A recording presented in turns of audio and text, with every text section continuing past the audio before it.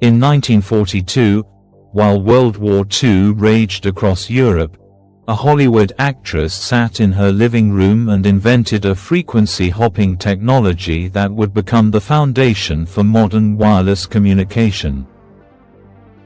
Her revolutionary patent described a secret communication system that could guide torpedoes without being jammed by enemy forces, using principles that now power every smartphone, every Wi-Fi network, every Bluetooth device, and every GPS system on Earth.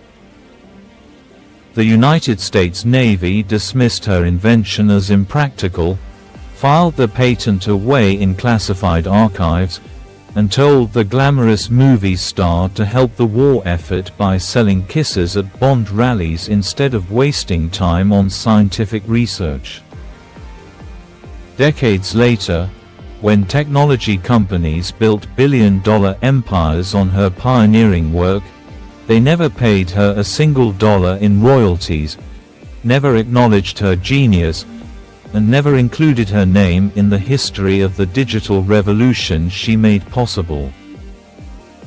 This is the extraordinary story of Hedy Lamarr, the inventor who created the wireless technology in every pocket worldwide, yet died unknown and nearly penniless, while others became rich from her stolen ideas. Born Hedwig Eva Maria Kiesler in 1914 in Vienna, Austria, she grew up in a wealthy Jewish family during the final years of the Austro-Hungarian Empire. Her father was a successful bank director who encouraged her curiosity about how things worked, taking her on walks and explaining the inner mechanics of everything from streetcars to printing presses. Young Hedwig had a brilliant analytical mind that grasped complex technical concepts with ease, asking questions about engineering and physics that delighted her father and confused her teachers. At 16, she was accepted to study engineering at a prestigious university in Vienna, but the pull of theater and performance proved irresistible. She abandoned her technical studies to pursue acting, quickly becoming one of European cinema's rising stars. In 1933, at age 19, she starred in a Czechoslovakian film called Ecstasy, that created an international scandal with its depiction of female sexuality and brief nude scenes. The film made her famous across Europe and caught the attention of Friedrich Mandl, one of Austria's wealthiest arms manufacturers. Mandl was obsessed with the beautiful actress, courted her relentlessly, and married her in 1933 despite her reluctance. The marriage was a gilded prison. Mandl was a controlling fascist sympathizer who sold weapons to Nazi Germany and Mussolini's Italy, hosting lavish dinner parties for military officials and munitions experts. He forbade Hedwig from continuing her acting career, jealously monitored her activities, and essentially kept her as a beautiful trophy to display at business functions. But he made a critical mistake by forcing her to attend his technical meetings with weapons designers and military strategists. While Mandl thought his wife was merely decorative, Hedwig was actually absorbing everything discussed at these secret conferences. She listened to German engineers explain the problems with radio-controlled torpedoes, which could be easily jammed by enemy ships broadcasting interference on the control frequency. She studied conversations about secure military communications and the challenge of preventing enemy interception of radio signals. Her engineering knowledge from university combined with these classified military discussions, creating ideas that would later revolutionize wireless technology.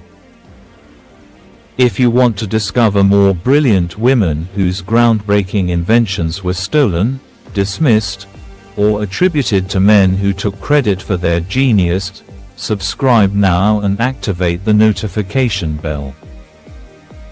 Every week, we expose the untold stories of female innovators who changed the world but were erased from history by those who profited from their work.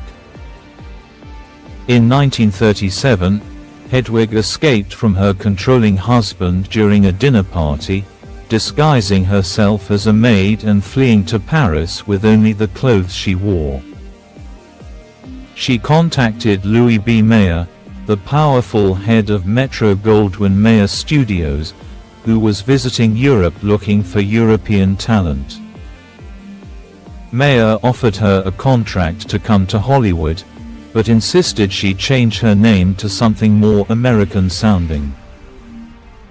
Hedwig Eva Maria Kiesler became Hedy Lamarr, taking the surname from a silent film star named Barbara Lamarr. Hedy arrived in Hollywood in 1938 and quickly became one of MGM's biggest stars. She appeared in hit films like Algiers, Boomtown, and Samson and Delilah, playing exotic beauties and glamorous women who fit Hollywood's image of the perfect movie star. Studio executives and the press focused entirely on her extraordinary beauty, calling her the most beautiful woman in the world and treating her as nothing more than a gorgeous face. Behind the glamorous facade, however, Hedy maintained her fascination with science and engineering, spending her evenings studying technical books and sketching invention ideas in notebooks. She befriended George Antheil, an avant-garde composer known for creating music using mechanical instruments like player pianos. They met at a Hollywood party and discovered they shared an interest in invention and technology. When World War II intensified in 1940, with Nazi U-boats sinking Allied ships across the Atlantic, Hedy became obsessed with developing technology that could help defeat the German military machine she had learned so much about during her marriage to Mandel. Hedy and Antheil began collaborating on a revolutionary idea for a secret communication system that could guide torpedoes to their targets without being jammed. The concept was elegant and brilliant. Instead of broadcasting on a single radio frequency that could be intercepted or jammed, the transmitter and receiver would simultaneously hop between multiple frequencies in a synchronized pattern. Enemy forces trying to jam the signal would only block one frequency at a time while the communication hopped to dozens of others in rapid succession. The synchronized frequency hopping made interception or jamming virtually impossible. Antheil's experience with player pianos provided the mechanical solution for synchronization. They designed a system using perforated paper rolls, like those in player pianos, with 88 different frequencies corresponding to the 88 keys on a piano keyboard. Both the transmitting device and the receiving torpedo would have identical paper rolls, ensuring they hopped to the same frequency simultaneously. The enemy would hear only brief bursts of noise on different channels, unable to jam the continuous signal or decode the control commands. In August 1942, Hedy Lamarr and George Antheil filed patent number 2,292,387 for their secret communication system. The patent application included detailed technical drawings and mathematical descriptions of frequency hopping spread spectrum technology. It was extraordinarily sophisticated for its time, anticipating by decades the principles that would become essential to modern wireless communication.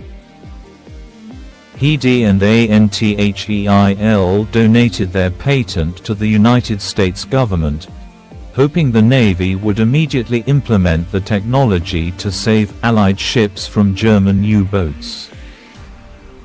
Instead, the Navy's response was dismissive and insulting. Military officials told Hedy that her invention was too complicated to implement, that the equipment required would be too heavy for torpedoes, and that as a Hollywood actress she should stick to entertainment and leave weapons technology to real engineers. One naval officer suggested she could better help the war effort by using her celebrity status to sell war bonds at public rallies, essentially telling her to shut up and look pretty. The revolutionary patent was classified and buried in military archives, forgotten for 2 decades. Hedy was devastated that her scientific contribution had been rejected, but she had no power to force the military to recognize the value of her invention. She continued her Hollywood career through the 1940s and 50s, making films and maintaining her image as a glamorous star while her genius went completely unrecognized. Meanwhile, the frequency hopping technology she invented sat unused in classified files. In 1962, during the Cuban Missile Crisis, the United States Navy finally implemented a version of Hedy's frequency hopping system to secure communications with ships blockading Cuba. Military engineers rediscovered her patent and realized it was exactly what they needed for secure radio transmissions. The technology worked perfectly, but Hedy received no credit, no recognition, and no notification that her 20-year-old invention was finally being used. Throughout the 1970s and 80s, as wireless communication technology exploded, engineers repeatedly rediscovered the principles Hedy had patented in 1942. Spread spectrum technology and frequency hopping became the foundation for cellular phones, Wi-Fi networks, BLUETOOTH connections, and GPS navigation systems. Technology companies built trillion-dollar industries on the fundamental principles that Hedy Lamarr had invented decades earlier. None of these companies paid her licensing fees, none acknowledged her pioneering work, and none included her name in their corporate histories. Hedy's patent had expired in 1959, meaning the intellectual property entered the public domain before the wireless revolution began. She received nothing as technology giants became wealthy beyond imagination using the communication techniques she had invented. Qualcomm, which holds thousands of patents on wireless technology based on frequency hopping, never mentioned Hedy Lamarr as the originator of the concept.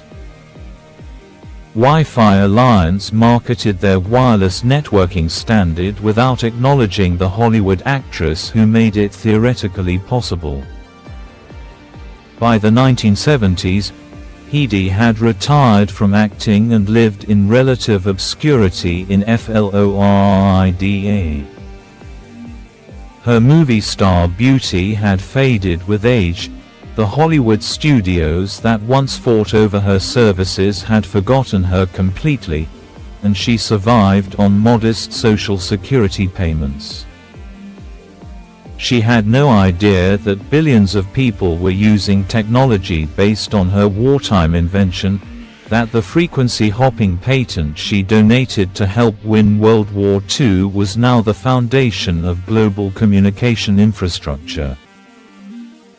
In 1997, A Pioneer Awards ceremony for women in technology finally recognized Hedy's contributions to wireless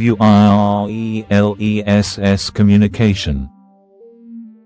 She was 83 years old and nearly blind, living alone in her Florida apartment, when she received notification of the award. During a telephone interview about her belated recognition, Hedy said it was about time someone acknowledged her scientific work rather than just remembering her as a pretty face in old movies. The recognition came far too late and far too small to compensate for decades of erasure. Hedy Lamarr died on January 19, 2000, at age 85, having lived long enough to see the wireless revolution but never receiving the financial rewards or proper historical credit she deserved. Her obituaries focused primarily on her Hollywood career, mentioning her invention almost as an interesting footnote rather than the revolutionary contribution it truly was. Today, more than 20 years after her death, billions of people use smartphones, laptops, and wireless devices every single day without knowing they depend on technology invented by a Hollywood actress in 1942. The frequency-hopping spread spectrum that Hedy Lamarr created is fundamental to 4th-generation and 5th-generation cellular networks, Wi-Fi 6 standards, Bluetooth 5 technology, and virtually every wireless communication system in the modern world. Technology companies have generated trillions of dollars in revenue from products based on Hedy's pioneering patent. Qualcomm alone is worth more than $100 billion, built on wireless technologies that trace directly back to her NINETEN42 invention. Apple, Samsung, Google, and every smartphone manufacturer relies on the fundamental principles she established 8 decades ago.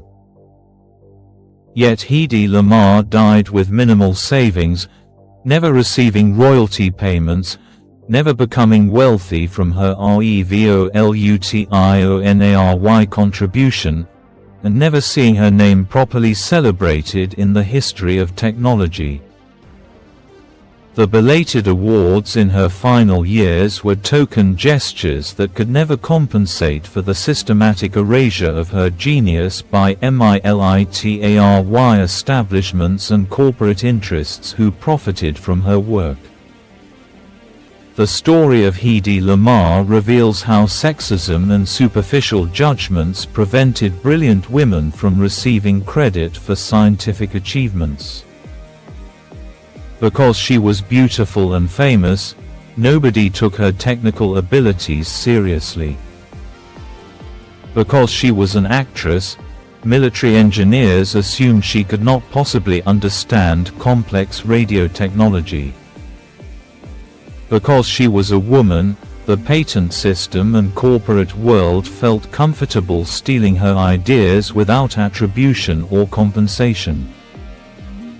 Every time you send a text message, connect to Wi-Fi, use Bluetooth headphones, or navigate with GPS, you are using technology that Hedy Lamarr invented when the world dismissed her as just another pretty face. Her brilliant mind created the wireless world we take for granted, yet she died in obscurity while companies built empires on her stolen genius. The least we can do is remember her name, tell her story, and ensure that future generations know the Hollywood actress who was actually one of the most important inventors of the 20th century.